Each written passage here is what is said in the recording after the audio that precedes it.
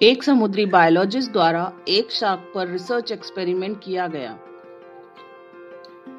उसने एक शार्क को एक बड़े होल्डिंग टैंक में रखा और फिर कई छोटी मछलियों को टैंक में छोड़ दिया।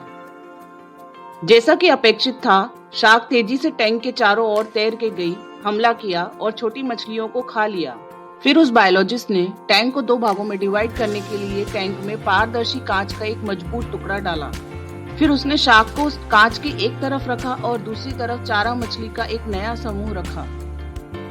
फिर से शार्क ने तेजी से हमला किया, लेकिन इस बार शार्क कांच के डिवाइडर से टकराई और उछलकर दूर जा गिरी। बिना रुके शार्क इस व्यवहार को हर कुछ मिनटों में दोहराती रही, लेकिन कोई फायदा नहीं हुआ। इस बीच चारा मछलियां दूसरे भाग में बिना किसी नुकसान के तैरती रही। आखिरकार प्रयोग के कुछ घंटों बाद शार्क ने हार मान ही ली। अगले कुछ हफ्तों में इस प्रयोग को कई दर्जन बार दोहराया गया।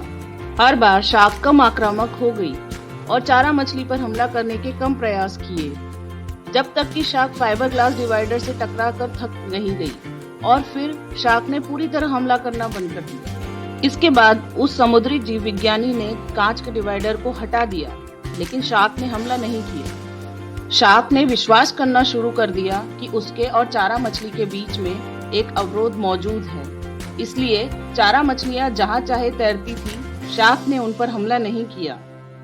दोस्तों, इस कहानी में शार्क की तरह हम में से कई लोग असफलताओं का अनुभव करने के बाद भावनात्मक रूप से हार मान लेते हैं और प्रयास करना बंद कर देते हैं। हम आसानी से यह निष्कर्ष निकाल लेते हैं कि चीजें काम नहीं करेंगी, सिर्फ इसलिए कि हम अतीत में असफल रहे थे।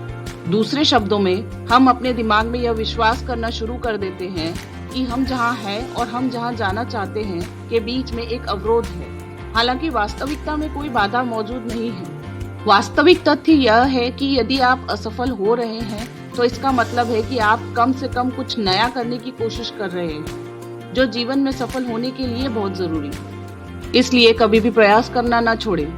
कोशिश करो और तब तक कोशिश करो जब तक सफल न हो जाओ।